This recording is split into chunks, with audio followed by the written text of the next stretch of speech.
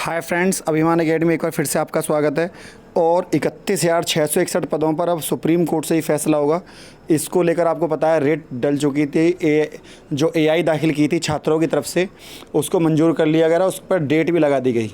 थोड़े से मिस्टेक की वजह से इस पर 12 अक्टूबर डेट लगी थी, मैंने आपको पहले ही बता दिया था। और सुप्रीम कोर्ट में जो ऑर्डर की डेट है ये भी टेंटेटिव लगा दी गई है। इसके बारे में मैं आपको पहले ही बता चुका था, क्योंकि इसमें यदि 12 तारीख से 12 अक्टूबर से पहले डेट आती है तो कोर्ट से कोई ना कोई निर्णय निकलने के यहाँ पूरे चांस हैं, जिससे यहाँ सीधी संभावना इस बात की हो जाती है कि 69,000 शिक्षक भर्ती में 69,000 टीचर्स वैकेंसी में अब, क्योंकि अंतिम निर्णय चल रहा है, सरकार यदि 31,661 पदों पर लिस्ट लगा देती तो कहीं ना कहीं बाकी शेष बचे हुए अभ्यर्थियों को एक परेशानी का सामना करना पड़ता। इन चीज़ों को देखते हुए क्योंकि आपको पता होना चाहिए कि जो पहले 24 तारीख में जो चीज़ें लगी हुई थी 24 में, तो मतलब 24 तारीख को जिन केसों की सुनवाई होनी थी, उन 24 तारीख को जितने भी केसों की सुनवाई हुई, उन सभी केसों की जो डेट है वो 7 अक्टूबर लगा दी गई है। आपको मैं दिखा देता हूँ। सबसे पहले ये आपका ये देखिए 12 अक्टूबर तो उस केस की लगी हुई है, और अपना ये 7 तारीख, तो 7 तारीख जो है ये डेट लगी हुई है। 7 तारीख आप देख सकते हैं, ये 7 अक्टूबर यहाँ पर आप देखो साफ बिल्कुल लिखा हुआ है 7 अक्टूबर कंप्यूटर टेंटेटिव डेट है। लेकिन ये उम्मीद की जा सकती है कि इसकी 7 तारीख को इसकी 100% सुनवाई हो जाए। केवल एक संभावना है, 100% भी नहीं कह सकते, 99%।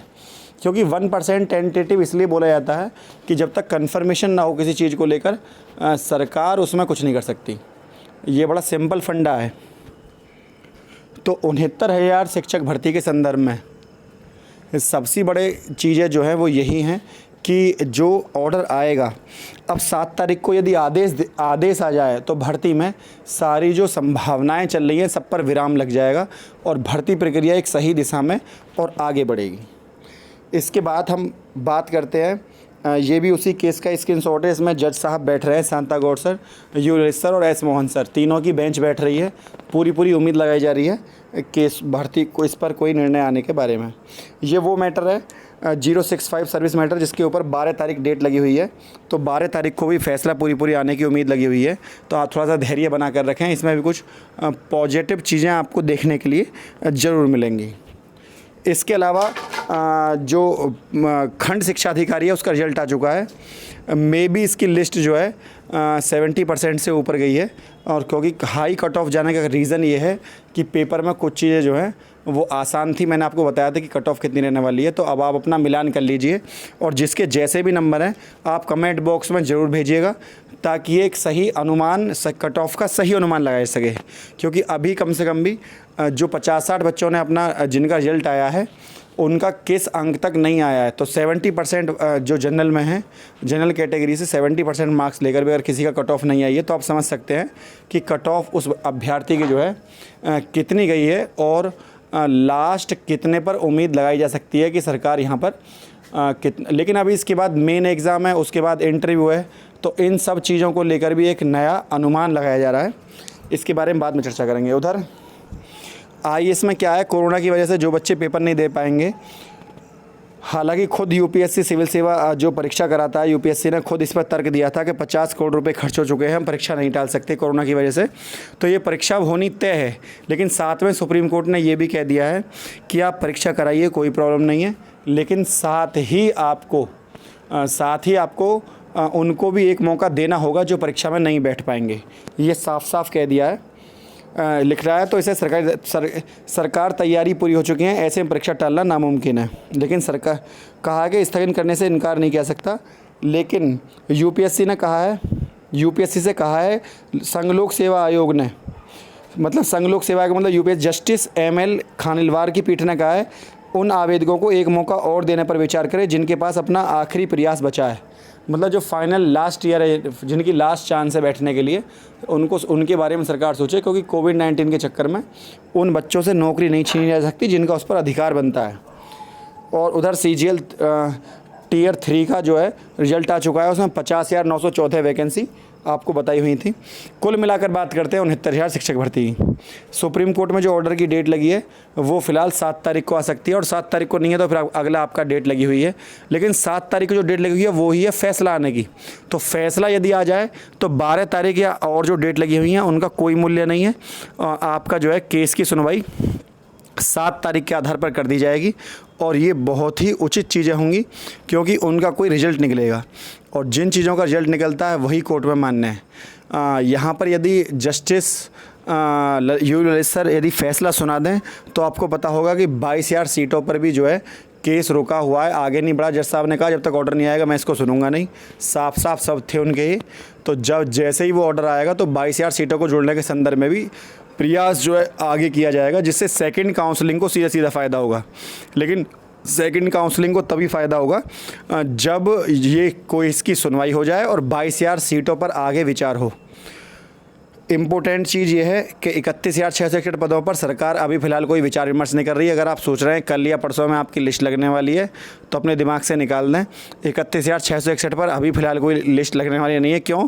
क्योंकि सरकार को भी ये बात पता है कि ऑर्डर जल्दी ही आने वाला है, तो और सरकार भी पूरा प्रयास कर रही है। तो अगर यदि ऑर्डर आ जाता है तो ये जो लिस्ट लग रही है इंटरवल से पहले की पूरी पिक्चर एक साथ ही रिलीज़ होगी, फिर उसमें इंटरवल का कोई मैटर नहीं रह जाएगा।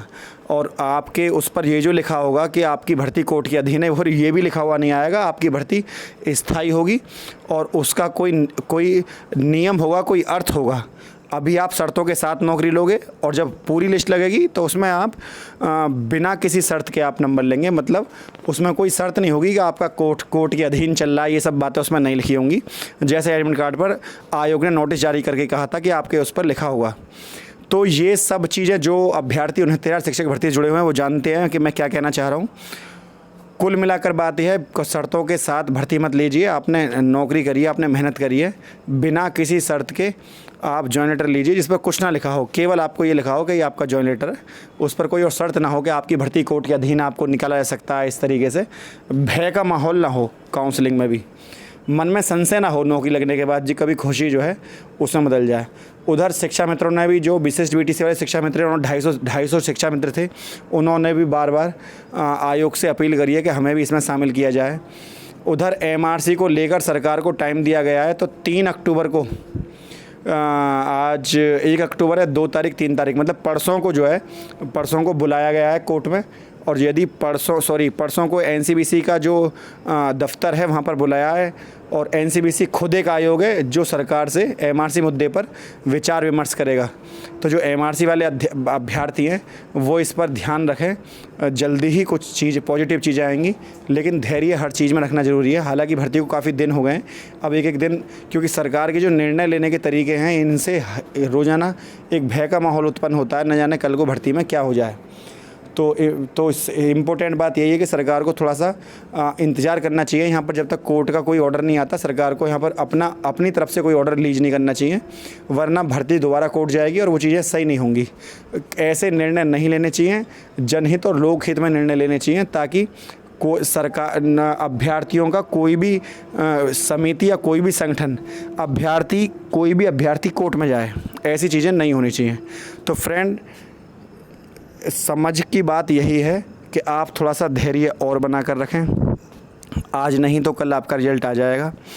जो 31,000 जो टॉपर्स बच्चे हैं वो ये सोच कर बैठे हैं कि हमारा तो जो है फर्स्ट लिस्ट में नंबर आ जाएगा क्योंकि हमारे एकेडमिक नंबर अच्छे हैं। कुछ बच्चे तो ऐसे भी हैं कि केवल 90 नंबर लाए हैं। 90 मतलब उसमें जो क्वालिफाई मार्क्स है 60% वो लेकर आए हैं, और कुछ बच्चे केवल 97 नंबर लेकर आए, 97, 98, 99 और 100 नंबर लेकर आए हैं।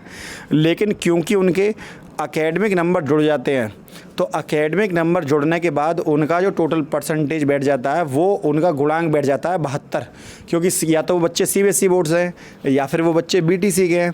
तो जो बीटीसी और सीबीएसई बोर्ड का बच्चा है वो लिस्ट को बहुत हाई पहुंचा देता है, और कुछ बच्चे शिक्षा मित्र के उनको 25 नंबर का भारांक मिला हुआ है।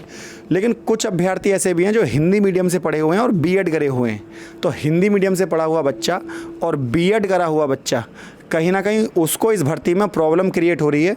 उस अभ्यर्थियों को यहाँ पर सीधी सीधी ये प्रॉब्लम क्रिएट हो रही है कि एकेडमिक नंबर यदि, क्योंकि नई शिक्षा नीति में तो एकेडमिक नंबर जुड़ेंगे नहीं, अब क्योंकि एकेडमिक नंबर जुड़ रहे हैं तो उससे प्रॉब्लम हो रही है और लिस्ट काफ़ी ऊंची गई है। लेकिन नई जो शिक्षा भर्ती आएगी उसमें एकेडमिक वगैरह का कोई रोल नहीं होगा और आपकी जो लिस्ट है वो बिल्कुल सिंपल लगेगी। आप थोड़ा सा धैर्य इसके ऊपर जो है बना कर रखें।